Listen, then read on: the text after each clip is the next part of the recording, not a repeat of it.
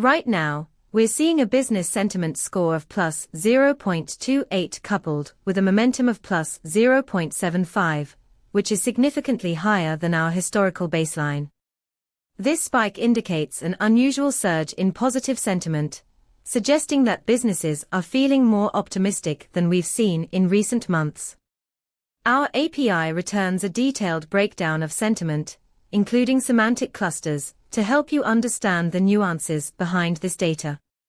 For instance, if you're developing a financial application, you could leverage this insight to adjust your investment strategies or risk assessments based on the current climate of optimism.